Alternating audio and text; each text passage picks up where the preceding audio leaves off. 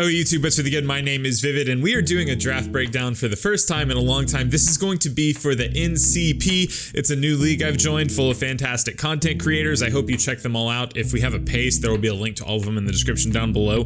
I don't want to waste too much of your time before we get into this breakdown. I just want to say a few things. The first is that I have South Texas Sableyes merch listed for the first time ever. It'll be in my merch store. First link in the description down below. Second, if you are enjoying DraftLeague content being back on the channel, please leave a like on the video, comment on the video, let me know that you're enjoying it. Let me know what you think about this team. Your question of the day is going to be, what is your favorite team member that I've drafted? I have a full team of fire Pokemon. Which one's your favorite? And the last thing is, if you're new here, please consider clicking that subscribe button. If that's it, let's get into the breakdown. I'm not going to waste any of your time. We're going to start off right here with our first pick, and that is going to be Tapu Koko. I don't exactly remember what my draft position was. I think it was 13 or so. I was a pretty late draft pick. Tapu Koko was still on the board. I really wanted Zygarde. Zygarde went the exact pick before me. So I grabbed this guy. I never got to use it in Gen 7. It's a fast electric. It's also a fairy, even though it's not, you know, a standard kind of like bulky fairy. It is a fairy. It gives me a fairy type to add to the team. And again, fast electrics are just like a common staple in DraftLeague. It also gives me terrain, which I think terrain control is like one of the most important parts of DraftLeague, which is why I followed up Tapu Koko with Tapu Rillaboom. Rillaboom, I think, is the better grassy terrain setter in this format. If Bulu had access to Play Rough and Grassy Glide, I think it would 100% be better. It does not, so Rillaboom is just the best terrain setter. I just wanted double terrain. You don't necessarily get the benefit of Rillaboom's terrain on Tapu Koko, which is a little bit of a shame. Like, I can't set up grassy terrain and then switch into Tapu Koko to take earthquakes better, or like kind of negate Tapu Koko's earthquake weakness, but Rillaboom is probably the best earthquake switch in the format, so it just kind of prevents your opponent from going for earthquakes outright, which I thought was really valuable and really neat. I have a really solid fast electric type. I have what I think is probably the best grass type in the format right now. I can't think of another grass type that's better all around. Like, Ferrothorn has its defensive applications, but in terms of offensive applications, I guess you could maybe say Kartana. I think Rillaboom is like hands down the best grass type in the format. Like, Grassy Glide hits like a truck. Its wood hammers are devastating. Choice Band, Assault Vest, like, you can run a ton of sets with this. And again, the like dual terrain is kind of like stepping on my own toes a little bit, but it also gives me a lot of control in how I play out a game. Third up, we have Jirachi. I have a rule where if Jirachi is still on the dock after round 2, I have to take it. Jirachi was still there. It is, in my opinion, one of the better sort of like flex pieces in DraftLeague. It gives you a Stealth Rocker. It gives you a really good Wish Passer. It gives you U-Turn. It gives you, what am I about to say here? How do I put this in a way that doesn't trigger people? It gives you a check to any Pokemon. Kind of. If you put a scarf, if you don't have a check to a Pokemon and you put a scarf on Jirachi and you just click the move Iron Head, suddenly you sometimes have a check to that Pokemon. It doesn't even matter if they resist Iron Head 60% of the time. Just Serene Grace Iron Head flinching 60% of the time gives you kind of like an insane glue piece that holds a lot of otherwise lackluster teams together. I think Jirachi is really valuable. I think it's really important. And again, it just does a ton. So it was my third pick here. I think it's one of the better steals in the format, and especially in sort of like the Sword and Shield meta where there's not a ton of top tier steals anyways. You have like Melmetal, Jirachi, Metagross. I know there are some that I'm missing here. There's probably a ton that I'm missing here. Celesteela, Skarmory. Skarmory's not a top tier steal. Ferrothorn. Anyways, the moral of the story is Jirachi was still on the board. It does a lot. It gives me a lot to play around. Its earthquake weakness is kind of pseudo negated from Rillaboom. It also kind of pairs pretty synergistically with my first 2 picks in terms of like offensive and defensive checks. That being said, I do have a little bit of a ground weakness and I guess kind of like a fire weakness building, but the 4th pick is Kyurem. Kyurem is just a really solid Pokemon. It's the best freeze dry mon in the format, in my opinion. It's one of the better top tier dragons. It got a massive buff this generation, getting access to things like Icicle Spear. I'm pretty sure Dragon Dance is new this generation. I don't think Kyurem's ever had Dragon Dance before. If they just gave it Ice Punch, I think it'd be borked. But Kyurem with Icicle Spear means you can run sort of like physical and special sets, but again, probably the best freeze dry Pokemon in the format. Really solid bulk stats. You can run this thing as sort of like a sub Roost set. You can run run just like a Dragon Dance set.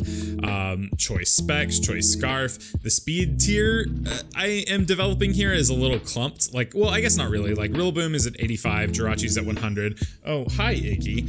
Kyurem is 95, and then Tapu Koko is 130. So, like, okay, speed tiering so far. But this just kind of like wraps up my Fairy, Dragon, Steel core, like Jirachi, Koko, and Kyurem. Even if, do you want to be part of this? Even if even if Tapu Koko isn't like a standard fairy. And then moving into our 5th pick, I wanted a fire type, but I wanted a fire type specifically that wasn't weak to ground. So we grabbed Moltres here. Moltres gives me a fire type, like I said, not weak to ground, because we have like a little bit of a ground weakness, even though Rillaboom kind of like nips that in the bud from the get-go. Moltres, I think, got a massive buff this generation with the addition of heavy duty boots. I think Moltres is insane. Like, being able to switch in on rocks and not take 50% of your health is nuts.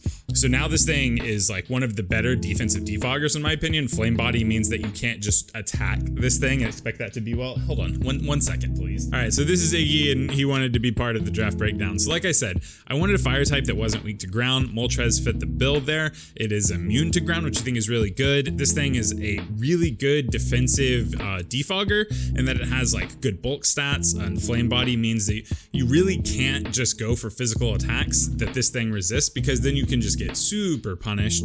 Like, Moltres will punish U-turns for forever. Moltres is really good at punishing U-turns. And on top of this, Moltres has a really good special attack stat, which means it's actually pretty good at breaking down teams. This thing can check a lot of steel types, and I had a little bit of a steel weakness right now. Like, I don't have anything that breaks down steel types well, and Moltres kind of fits the build there.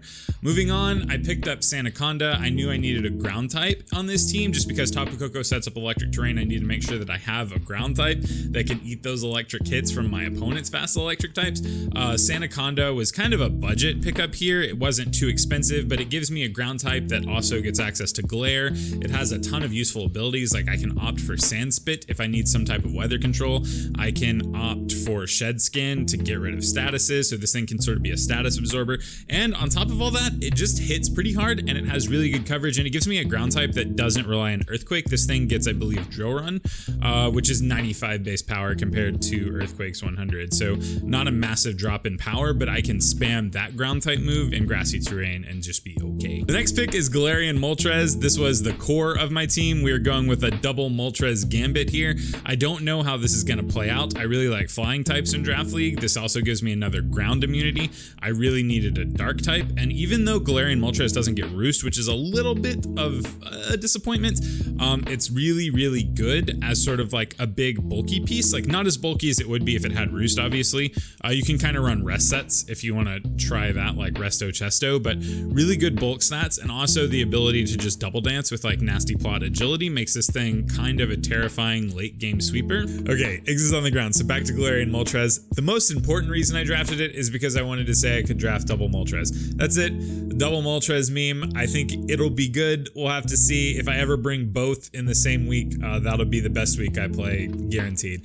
Next, we grabbed MILTANK. I just kind of needed a generic piece of fat. MILTANK is a normal type. It's always good to have a normal type. That way you have something to kind of block ghost spam. I think ghost spam is pretty good in this format, so we picked up our dark type and a normal type back to back. MILTANK is really diverse. It can kind of be bulky. It has a good speed tier at 100. My speed tiers are a little clumped here. I'm not going to lie.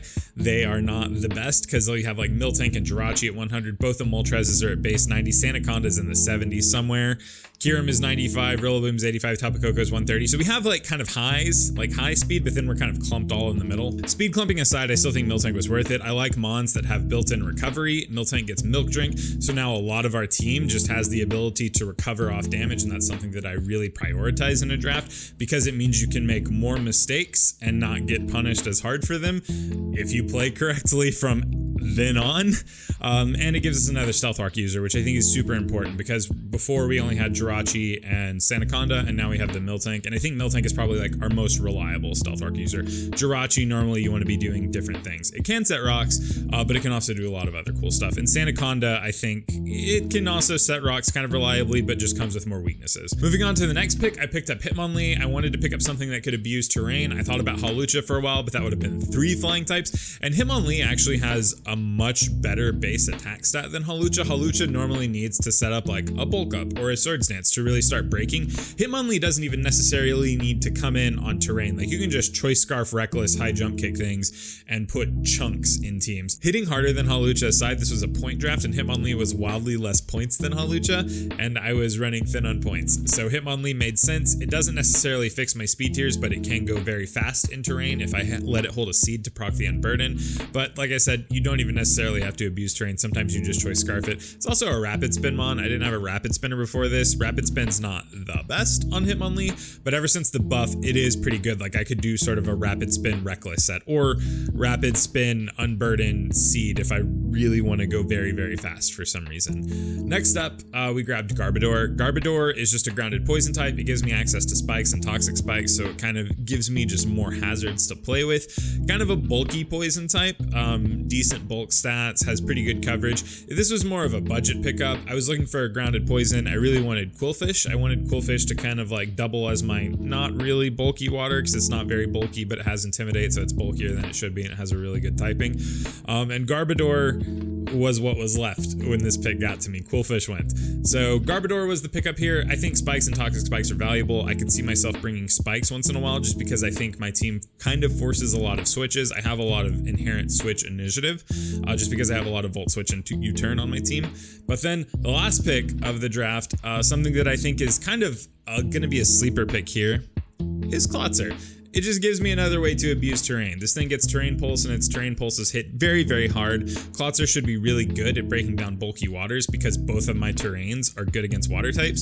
So Klotzer just gets to launch massive electric and grass type attacks at those water types. I also think Flip Turn is a neat move. Earlier on in the draft, I wanted to draft Swampert just because it gave me access to a water type that could also pivot. And like I said, a lot of my team pivots around so I can kind of get into whatever I need to be in with momentum. So that's it. That's my team. The thing I'm probably most excited to use is the double Moltres core. I think it's really memey, but jokes aside, I'm really excited about dual terrain. A lot of people were telling me that that was bad somehow. I think it gives you a lot of control on how you play out games. And yes, you could step on your toes, but I kind of like situations where you kind of have to figure out what you need to do 3 steps ahead. So it's kind of like a puzzle, right? Like if I switch into Rillaboom now, I'm going to activate grassy terrain. That will offer me recovery on one piece, whereas if I switch into Tapu Koko right now, that gives me immunity to sleep, and then I can zap something really hard with a Volt Switch and then go out into Rillaboom. I don't know. It just sounds really fun, and I don't think dual terrain is bad if you play good.